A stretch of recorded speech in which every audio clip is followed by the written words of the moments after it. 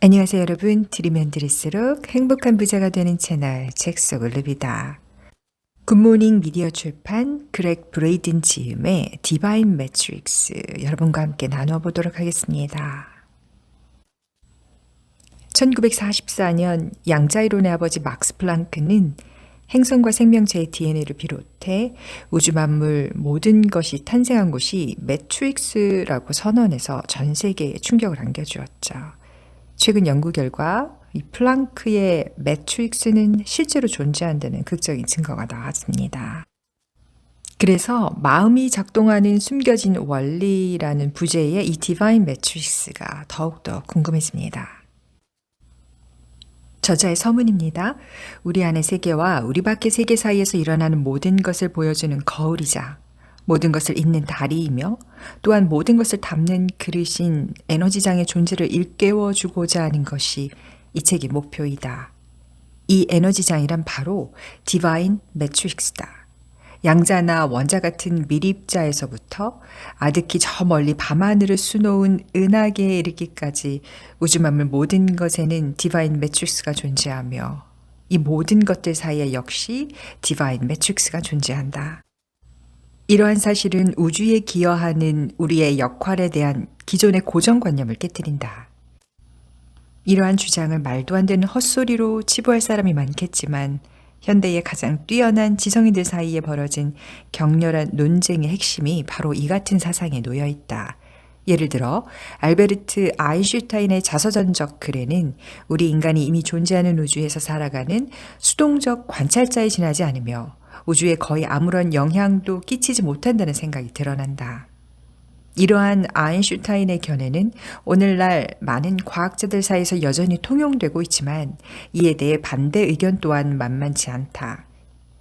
아인슈타인의 동료이자 프린스턴 대학의 물리학자인 존 휠러는 우주에 기여하는 우리의 역할에 대해 전혀 다른 의견을 표명한다. 휠러는 대담하고도 생생한 표현으로 강력히 주장한다.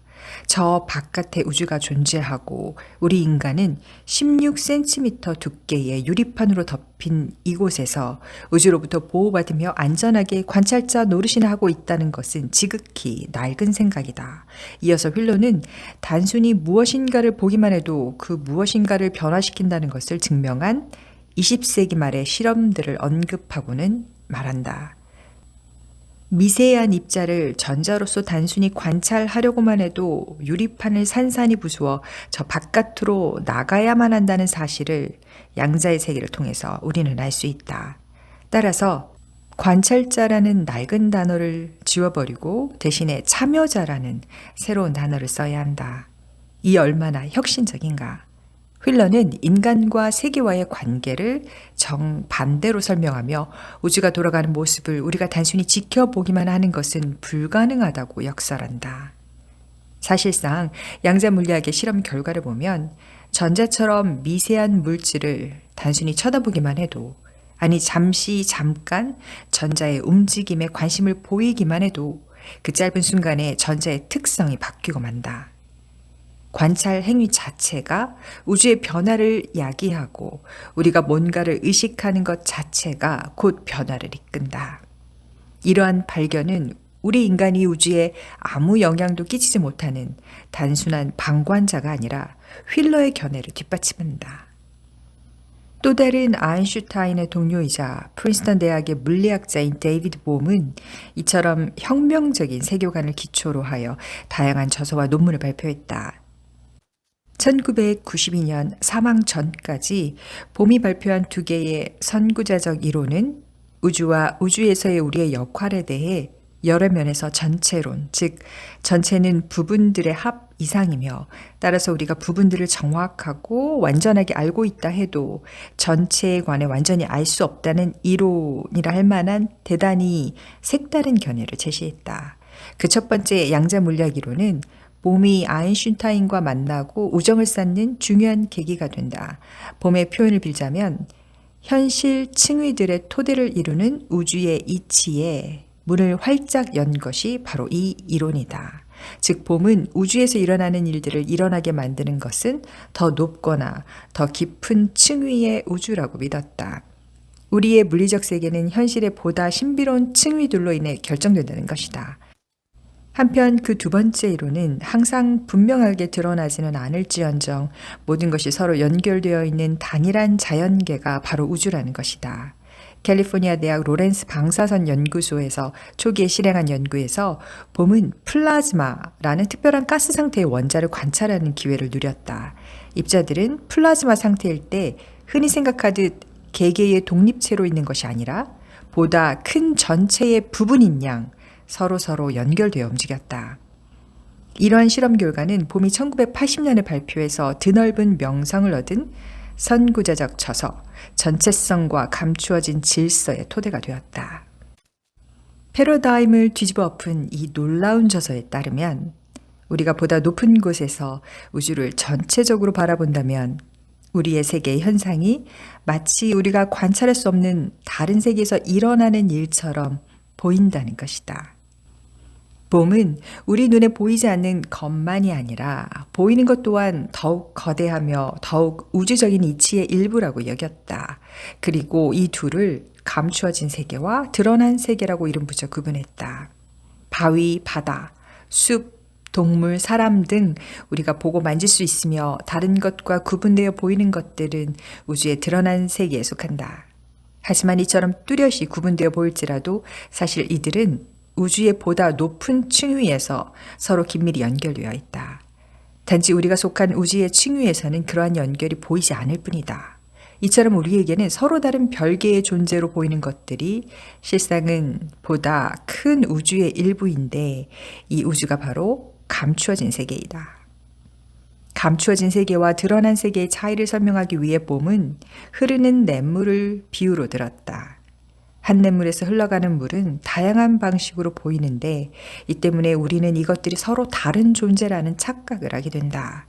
우리는 냇물에서 소용돌이, 잔물결, 물보라 등이 끊임없이 변화하는 모습을 보지만 사실 이들은 서로 독립된 존재가 결코 아니다.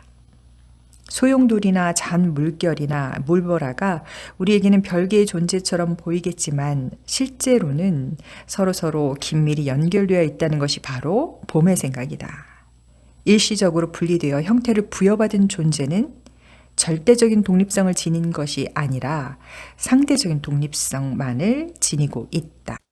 즉 소용돌이든 잔물결이든 물보라든 모두 같은 냇물의 일부인 것이다.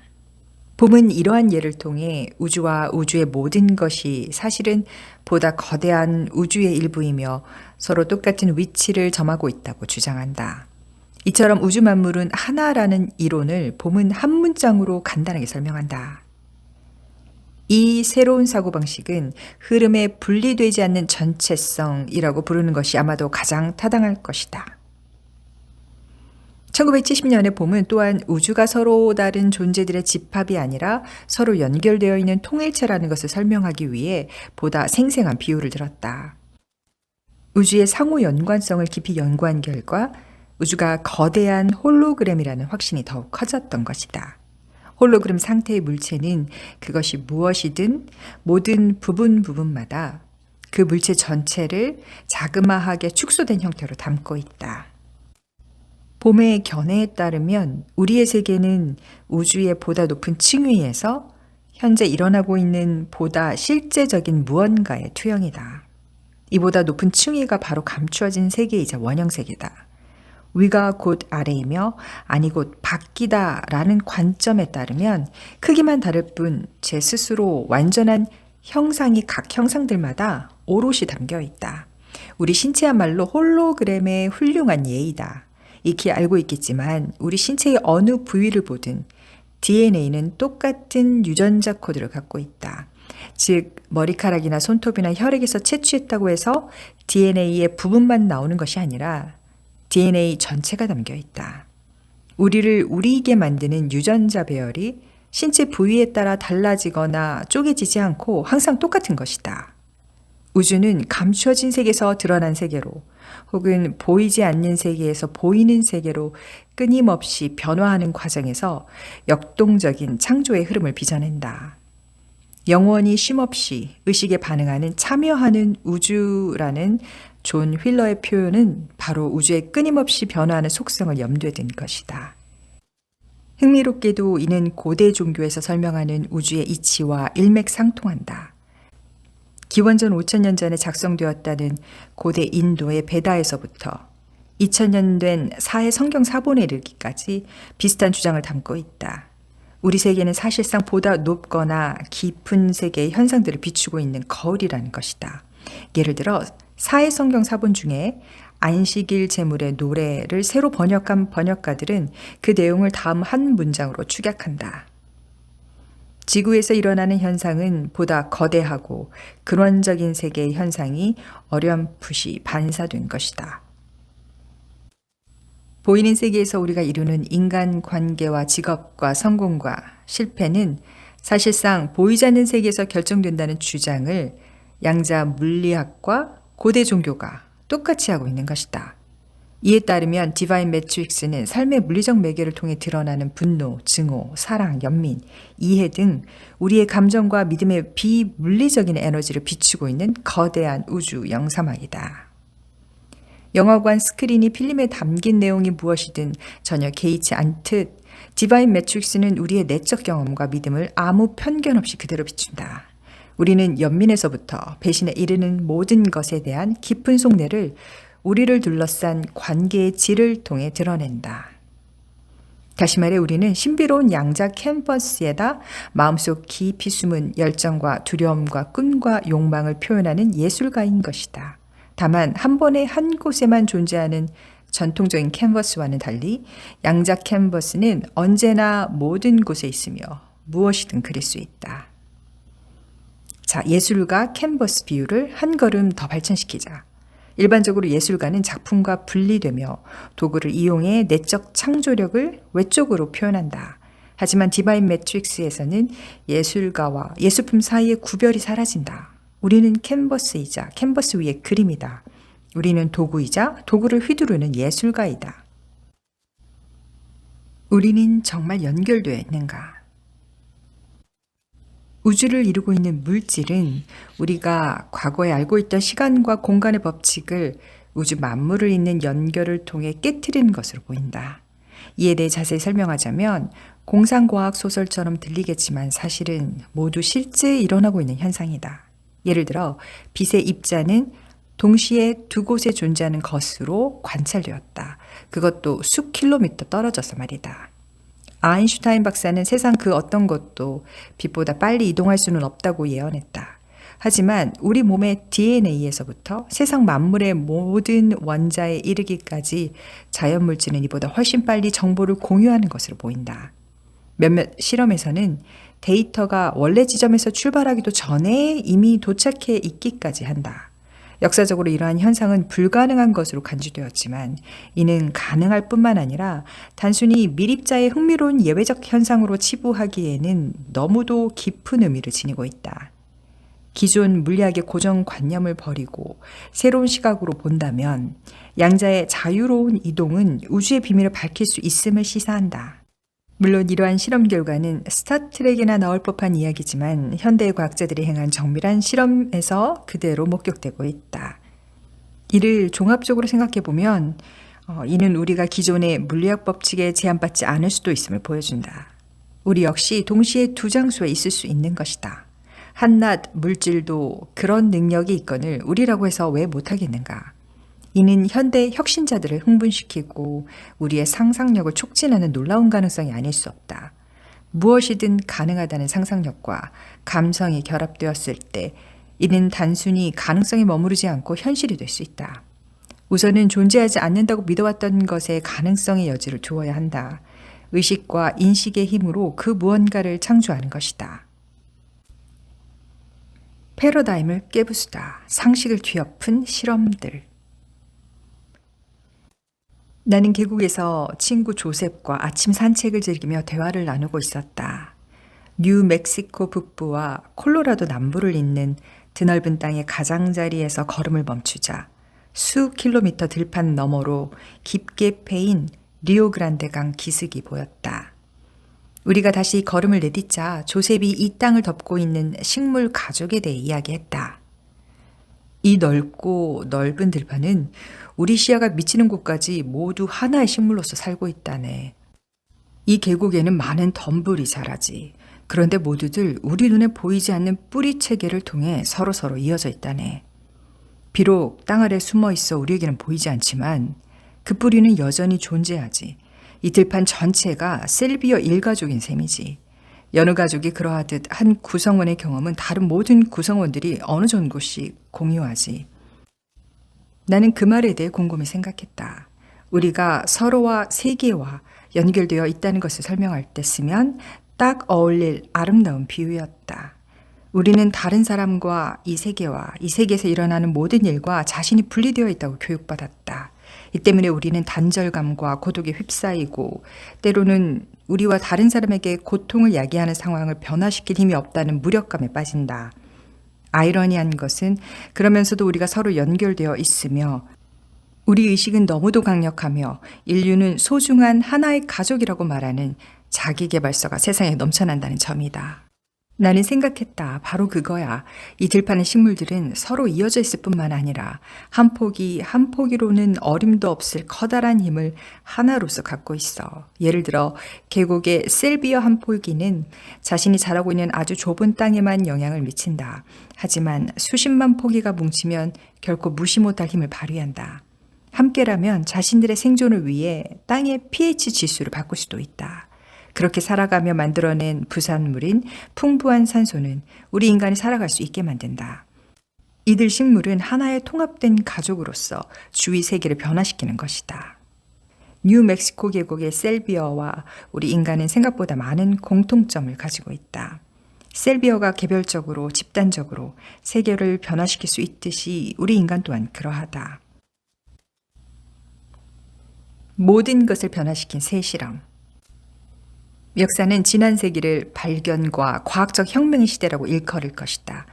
학문의 토대가 된 가장 중요한 발견들이 지난 100년 동안 이루어졌다 해도 과언이 아니다. 1947년에 사해성경사본의 발견에서부터 왓슨과 크릭의 DNA 이중 나선 모델과 초소형 컴퓨터를 만들기 위한 전자 축소 기술에 이르기까지 20세기는 유례없는 과학 발전을 선보였다. 우주 에너지장의 존재를 이론화하고 그려 보이고 설명하고 상상한 지는 오래되었지만 매트릭스의 존재 여부를 확인한 시험이 이루어진 것은 겨우 최근이다. 1993년부터 2000년까지 행해진 일련의 유례없는 실험들은 우주를 뒤덮은 에너지장의 존재를 증명해 보였다. 이들 실험 자체도 매혹적이지만 나의 흥미를 끈 가장 큰 이유는 이들 실험 뒤에 놓여있는 생각이다. 예를 들어 과학자들이 인간의 DNA와 물리적 물질 사이의 관계를 알아보기 위해 실험을 준비한다는 것은 곧 중요한 패러다임이 뒤집히는 것이 시간 문제임을 의미한다. 그전까지만 해도 우주 만물은 서로 분리되어 있다는 것이 널리 알려진 상식이었다. 마찬가지로 위의 실험들이 발표되기 전까지 보수파 과학자들은 측정할 수 없다면 그것은 존재하지 않으며 무엇이든 서로 물리적으로 분리되어 있다면 서로 아무 영향도 끼치지 못하고 서로 연결되어 있지도 않다는 믿음을 고수해왔다. 하지만 지난 세기 마지막 몇 년 동안 이 모든 고정관념의 토대가 와르르 무너져 내렸다. 실험 1.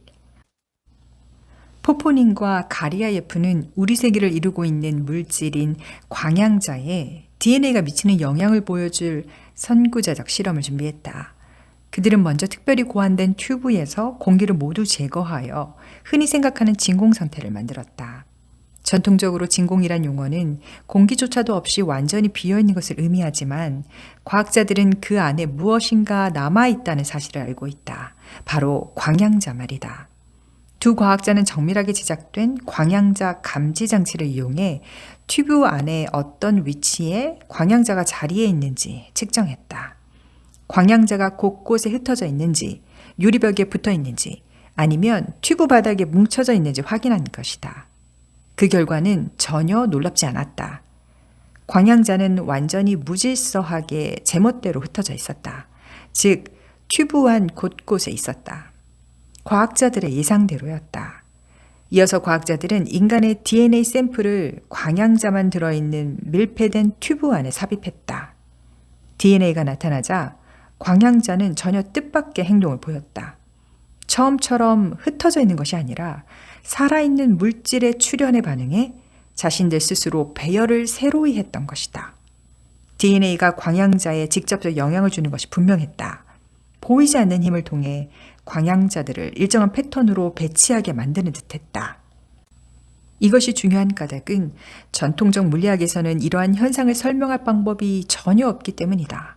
하지만 이 실험 결과 우리 인간을 이루는 물질인 DNA가 우리 세계를 이루는 물질인 양자에 직접적 영향을 주는 것이 관찰되고 기록된 것이다.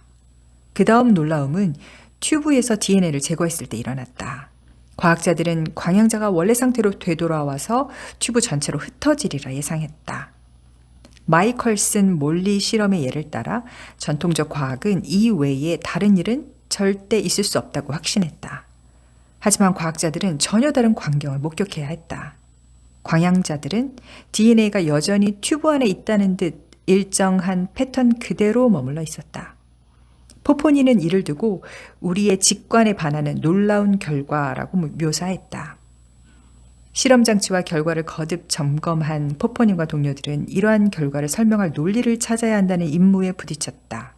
DNA는 튜브에서 제거된 후에도 광양자에게 계속 영향을 준단 말인가? DNA가 튜브에 뭔가를 남긴 것일까? 물리적 물질이 제거된 후에도 그 힘은 남아있는 것일까? 아니면 뭔가 신비한 기현상인 것일까? DNA와 광양자는 물질적으로, 물리적으로 분리되어 있는 동안에도 우리가 인지하지 못하는 방법과 강도로 서로 이어져 있는 것일까? 논문에서 포포니는 자신과 동료 연구자들이 새로운 장 구조가 존재한다는 가설을 받아들일 수밖에 없었다고 썼다. 살아있는 물질의 출현과 직접적으로 관련 있는 효과인 것으로 보이기에 이 현상은 DNA 유상 효과, 즉 일부를 자른 나뭇잎을 전극판에 놓고 사진을 찍으면 잘려져 아무것도 없는 부분에서 어떤 상이 찍혀 나오는 현상이라고 이름 붙여졌다. 포포닌의 새로운 장 구조는 고대 종교뿐만 아니라 막스 플랑크가 50여 년 전에 정의한 매트릭스와 매우 유사하다. 실험 1의 요약. 첫 번째, 과거에 우리가 인식하지 못했던 에너지 형태가 존재한다는 것. 두 번째는 세포 DNA는 이러한 에너지 형태를 통해 물질에 영향을 준다는 것.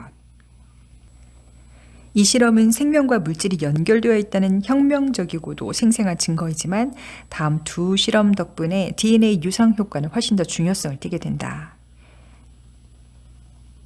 실험 2. 인간의 감정이 우리 몸의 세포 기능에 직접적 영향을 준다는 것은 의심의 여지없이 이미 밝혀졌다. 1990년대의 과학자들은 미 육군의 후원 아래 살아있는 세포가, 즉 DNA가 몸에서 분리된 후에도 계속 감정에 영향을 받는지 여부를 조사했다. 다시 말해 조직 샘플을 채취한 후에도 긍정적이든 부정적이든 인간의 감정이 그 샘플에 계속 영향을 주는 것일까? 전통 과학에서는 그렇지 않다고 생각한다. 무슨 수로 가능하겠냐? 이러한 전통적 사고방식으로는 조직이든 피부든 기관이든 뼈든 일단 몸에서 분리되면 신체와는 연결이 완전히 끊어진다. 하지만 새로운 실험의 결과는 전혀 다른 무엇인가를 보여준다. 1993년 저널 어드밴스에 한 연구에 관한 글이 실렸다. 미 육군은 감정과 DNA 연결이 분리 후에도 계속 이어지는지, 만약 그렇다면 얼마나 멀리까지 이어지는지 여부를 확인하기 위해 실험을 실시했다. 연구자들은 자원자의 입안에서 조직과 DNA 샘플을 채취했다. 샘플을 같은 건물의 다른 방으로 옮기고는 현대의 과학자들이 도저히 불가능하다고 말하는 현상이 과연 일어날지 관찰했다. 특별히 고안된 장치에 담긴 DNA가 수십 미터 떨어진 다른 방에 있는 샘플 제공자의 감정에 반응하는지 여부를 전기적으로 측정한 것이다. 샘플 제공자는 일련의 영상을 지켜보았다. 신체 내부의 감정 상태를 정확히 변화시키기 위해 참혹한 전쟁터의 생생한 광경에서부터 에로틱한 이미지와 코미디물까지 다양한 영상이 준비되었다. 덕분에 샘플 제공자는 짧은 시간 안에 다양한 감정을 진실로 경험할 수 있었다. 그동안 다른 방에서는 샘플 제공자의 DNA가 어떤 반응을 보이는지 관찰했다. 샘플 제공자가 극단적 감정에 이르렀을 때 멀리 떨어져 있던 세포와 DNA는 동시에 강력한 전기적 반응을 보였다. 수십 미터나 떨어져 있음에도 DNA는 신체에 물리적으로 연결되어 있는 듯 했다. 의문이 제기되었다. 왜? 육군은 샘플 제공자와 샘플이 수십 미터 떨어져 있되 여전히 같은 건물에 있는 수준에서 실험을 마쳤다. 하지만 백스터 박사와 팀원들은 훨씬 먼 거리에서의 실험을 계속했다. 한 번은 샘플 제공자와 샘플이 500km나 떨어져 있기도 했다. 또한 샘플 제공자의 경험과 샘플 반응 사이의 시간 간격을 콜로라도에 소재한 원자시계로 측정했다. 실험에서 감정과 세포 반응의 시간 차이는 번번이 0이었다. 감정이 생기는 즉시 세포가 영향을 받았던 것이다. 세포가 같은 방 안에 있든 수백 킬로미터 떨어져 있든 결과는 마찬가지였다. 샘플 제공자가 감정적 경험을 하면 DNA는 여전히 몸 안에 있다는 듯 즉시 반응했다. 무슨 사이비 과학처럼 들리겠지만 이 점을 고려해보자. 세상 만물을 잇고 있는 양자장이 정말 존재한다면 모든 것은 언제나 연결되어 있을 것이다. 클리브 백스터 박사의 동료인 제프리 톰프슨 박사는 이러한 견해에 맞춰 너무 멋진 말을 했다. 우리의 몸이 실제로 끝나거나 시작되는 곳은 없다. 실험 2의 요약. 첫째는 살아있는 조직 사이에는 우리가 전에는 몰랐던 형태의 에너지가 존재한다. 두 번째는 세포와 DNA는 이러한 에너지장을 통해서 서로 소통한다. 셋째, 인간의 감정은 살아있는 DNA에 직접적 영향을 준다. 네 번째, 이 영향력은 얼마나 떨어져 있든 거리와 상관없이 계속된다. 실험 3. 감정이 신체 건강과 면역 체계에 영향을 미친다는 사실은 전 세계 종교에서 오래전부터 인정하고 있다. 하지만 이것이 일반인들도 이해하기 쉽게 과학적으로 입증된 적은 거의 없다. 1991년 하트메스 협회는 인간의 감정이 신체에 미치는 힘과 세상에서 하는 역할을 측정하기 위해 특별한 방법을 고안했다. 하트메스는 감정과 기분이 시작되는 곳으로 보이는 신체 기관에 집중했다. 바로 심장 말이다. 이 선구자적 실험은 수많은 유명 저널에 실렸고 여러 논문에 인용되었다. 하트메스가 발표한 가장 중요한 발견 중 하나는 심장을 둘러싼 도넛 모양의 에너지장이 신체 밖으로까지 뻗어 있다는 사실이다. 이러한 전자기적 에너지장은 원환체 형태를 띠며 지름이 1.5에서 2.5m 정도이다. 이것이 몸에서 나오는 아우라나 고대 산스크리트 경전에 묘사된 프라나인 것은 아니지만 우리 신체에서 비롯된 에너지임은 분명하다. 하트메스 연구자들은 이 에너지장 안에 아직 발견되지 못한 다른 종류의 에너지가 있지 않을까 궁금해했다. 그래서 이를 확인하기 위해 인간의 감정이 생명의 본질인 DNA에 미치는 영향을 실험해 보기로 했다. 1992년부터 95년까지 실행된 실험에서 과학자들은 인간 DNA를 유리 비커에 담고 일관된 감정이라고 알려진 강력한 감정 형태에 노출시켰다. 이 실험의 주축을 이루었던 글렌 레인과 롤린 맥크레이티에 따르면 이러한 생리적 상태는 의도적으로 마음을 차분히 가라앉힌 다음 의식을 심장에 집중하여 긍정적 감정에 몰입하도록 특별히 고안된 정신적, 정서적 자기관리 기법을 이용해 의도적으로 만들어진다. 이 같은 일관된 감정 훈련을 받은 5명의 1년의 실험을 수행했다. 과학자들은 DNA를 화학적으로, 시각적으로 분석하는 특별한 기술을 이용해서 세밀한 변화까지도 감지했다. 실험 결과는 부인할 수 없을 만큼 명확했으며 그 의미는 오해할 수 없을 만큼 명료했다.